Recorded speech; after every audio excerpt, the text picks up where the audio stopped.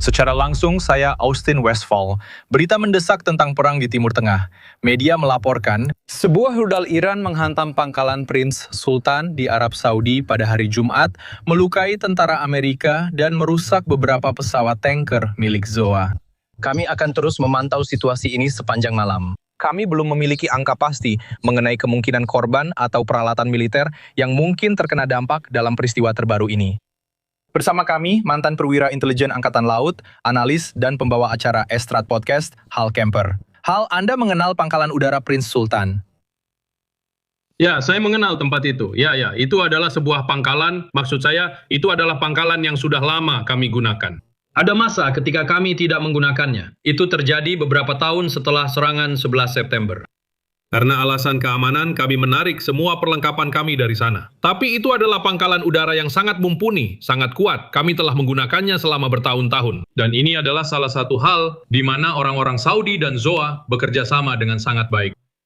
Dan itu juga selalu dianggap sebagai pangkalan yang cukup jauh dari garis depan, sehingga dipandang aman dan terlindungi. Jelas, persepsi ancaman itu telah berubah.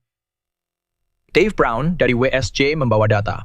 Menurut dia, 10 tentara Zekwinira terluka. 2 di antaranya terluka parah. Kita menunggu kejelasan tentang apa yang terjadi. Hal ini mengingatkan bahwa ada banyak sistem pertahanan udara Seakuniwa di wilayah tersebut, tetapi alat-alat ini tidak selalu berfungsi dengan sempurna.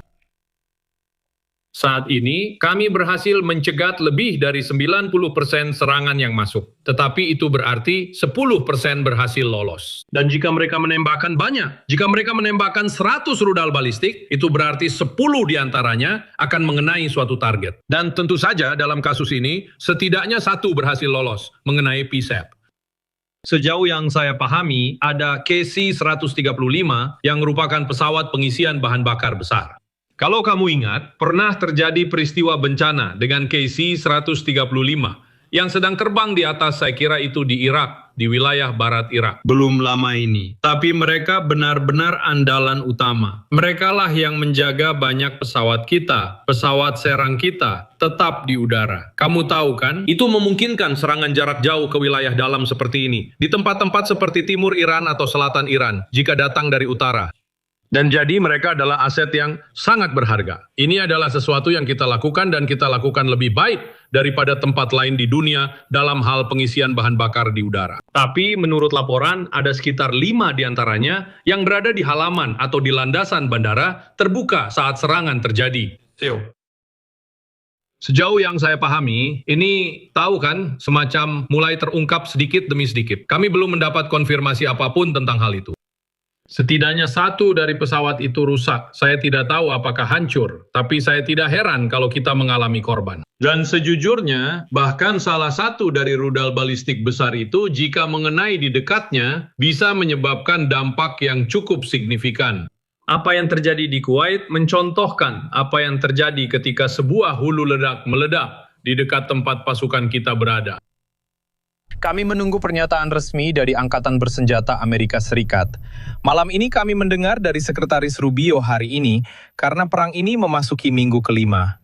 Rubio mengatakan bahwa Amerika Serikat dapat mencapai tujuannya di Iran tanpa pasukan darat. Dan dia berharap operasi ini dapat diselesaikan dalam beberapa minggu. Dia juga mengatakan bahwa pengiriman ribuan pasukan baru-baru ini ke wilayah tersebut bertujuan untuk memberikan lebih banyak opsi kepada Presiden Trump. Seberapa penting memiliki pilihan, memiliki sebanyak mungkin opsi dalam pertarungan seperti ini? Itu membuat musuh terus menebak-nebak niat Anda dalam perang manuver. Menurut filosofi Sun Tzu, dari 2500 tahun yang lalu, tujuannya adalah mengalahkan musuh tanpa harus bertarung. Dan dengan memiliki kemampuan tertentu, itu membuat sangat sulit, terkadang hampir mustahil bagi mereka untuk menebak di mana Anda akan menyerang selanjutnya. Dan itu adalah sesuatu yang kami manfaatkan. Kami berusaha mempercepat pengambilan keputusan kami melalui siklus OODA, observasi, orientasi, keputusan, dan tindakan. Selalu fokus untuk menjadi lebih cepat dan efisien dalam apa yang kami lakukan. Kami memiliki sumber daya intelijen dan pengawasan kami yang memantau apa yang mereka lakukan bersama dengan Israel dan sekutu lainnya untuk mengetahui apa yang terjadi di darat dan pemikiran para pemimpin militer Iran agar mereka tetap lemah. Jika saya berada di Teheran, saya akan bertanya-tanya. Dengan 10.000 pasukan terjun payung yang datang, ini membuka berbagai opsi penempatan, ditambah 2 unit angkatan laut yang siap digunakan. Saya melihat ke pulau-pulau di Selat Hormuz, Pulau Kharkiv, dan seluruh garis pantai yang terbuka itu. Lalu saya bertanya-tanya, di mana orang Amerika akan menyerang selanjutnya? Jadi yang menarik adalah Sekretaris Rubio mengatakan bahwa mungkin kita tidak akan menggunakan pasukan di darat atau menempatkan pasukan di darat untuk mencapai tujuan kita. Tetapi ancamannya adalah pengerahan pasukan di darat. Jika Anda kembali ke tahun 1999, di sana, di Balkan, itu adalah satu-satunya saat saat berurusan dengan Serbia, kita benar-benar menyebabkan perubahan rezim hanya dengan menggunakan kekuatan udara kita. Itu bukan perubahan rezim yang cepat. Menurut saya memang berubah, lalu 1,5 tahun kemudian, ya setelah semuanya berhenti, saat itulah rezim benar-benar berubah. Jadi itu bukan rangkaian yang cepat, tapi yang akan semua orang tunjukkan adalah jika bukan karena ancaman pasukan darat, ancaman tentara di darat, yang pada dasarnya akhirnya menjadi pasukan perdamaian di darat. Jika bukan karena itu, tidak akan ada tekanan yang cukup untuk menyebabkan perubahan rezim tersebut. Dan menurut saya, itulah yang sedang kita lakukan. Kita menggunakan ancaman pasukan di darat untuk mendukung kekuatan yang kita gunakan melalui udara dan dengan cara lain. Untuk menciptakan kesan itu dan mengubah pemikiran mereka dengan mengatakan ya, mereka memang tidak ada di sini sekarang, tapi mereka mungkin sedang melakukan sesuatu. Dan secara khusus, saya menunjuk pada serbuan dan melihat berbagai jenis serbuan yang bisa dilakukan. Hal itu bisa sangat-sangat mengguncang bagi pemerintahan otokratis seperti rezim Iran. Dan Presiden Trump terus berjibaku dengan pasar saham yang terus turun minggu demi minggu. Saham-saham ZEU menutup minggu terburuknya sejak awal perang minggu ini. Dan ini juga merupakan minggu kelima berturut-turut mengalami kerugian. Raul, sejauh mana masalah ekonomi dalam negeri benar-benar dapat memengaruhi apa yang pada akhirnya akan kita lihat di medan perang?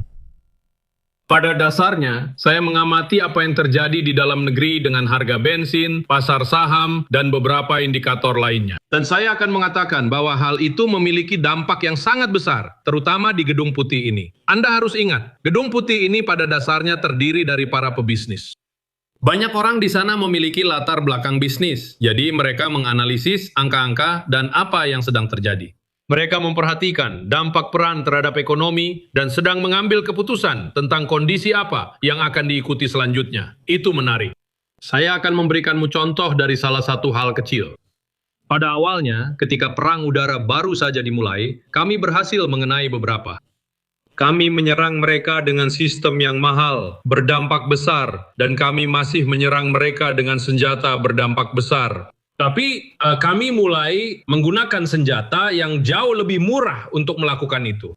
Hal ini terjadi sebagian karena kami menguasai wilayah udara di beberapa area. Jadi kami bisa mendekat dan menggunakan senjata tertentu yang sebelumnya tidak bisa kami gunakan. Saya tahu ini terdengar aneh, tapi itu membuat perang jadi lebih hemat biaya. Mereka benar-benar memperhatikan biaya perang. Terutama jika Anda menembak jatuh drone seharga $35.000 dengan rudal seharga $20 juta, maka biayanya mulai menumpuk. Seiring waktu, sebelum kita pergi, saya membaca sebuah laporan. Menurut Kementerian Darurat Rusia, 1 pengiriman obat-obatan telah dikirim ke Iran. Obat-obatan itu dikirim ke perbatasan Azerbaijan dengan Iran atas perintah Putin. Baiklah, seiring kita mendekati 5 minggu sejak perang ini dimulai, Raul, siapa sebenarnya yang terbukti menjadi sekutu sejati Iran dalam perjuangan ini? ya saya rasa Rusia berusaha menjadi sekutu, tapi ada batasan untuk apa yang bisa mereka lakukan. Kalau yang Anda kirim obat-obatan, itu pada dasarnya diterima secara internasional. Tidak ada yang akan mencegah obat-obatan masuk. Itu hanyalah salah satu kategori bantuan medis. Menurut Konferensi Jenewa, segala sesuatu yang bersifat medis memiliki status khusus. Barang-barang dengan tanda palang merah atau bulan sabit merah tidak boleh menjadi sasaran serangan, karena itu untuk tujuan medis. Barang-barang, benda-benda, palang merah, bulan sabit merah tidak boleh diserang, karena itu untuk tujuan medis. Itu adalah hukum internasional, berlaku juga untuk obat-obatan. Jadi sebenarnya saya tidak terlalu terinspirasi oleh hal itu. Dan Azerbaijan tentu saja punya alasan untuk memblokir hal itu, hanya karena mereka tidak mendukung Iran. Tapi saya melihat ini dengan cara yang berbeda, yaitu seperti obat. Jadi saya rasa semua orang akan membiarkan ini terjadi, tapi Rusia tidak punya banyak hal untuk ditawarkan. Itu adalah tantangan besar bagi mereka. Dan yang benar-benar menarik adalah bahwa Tiongkok adalah sekutu besar Iran. Mereka pada dasarnya memilih untuk tidak ikut campur, tidak banyak yang bisa mereka lakukan. Dan ini adalah sesuatu yang sedang diamati semua orang. Anda tahu, seluruh pembentukan BRICS sebagai alternatif dari G7 bisa dibilang seperti itu. Di mana Anda pada dasarnya memiliki Rusia dan Tiongkok, serta Iran dan Brazil, tentu saja, lalu Afrika Selatan. Itulah asal nama BRICS. Tapi sebenarnya lebih besar dari itu. Ini ternyata benar-benar kosong dalam hal tindakan konkret yang bisa diambil untuk menghadapi atau membantu para anggotanya. Dalam situasi seperti ini, maka Iran pada dasarnya sendirian. Al Kemper mempersembahkan The Strat. Dengarkan Strat di platform podcast manapun. Terima kasih, Al. Terima kasih, Austin.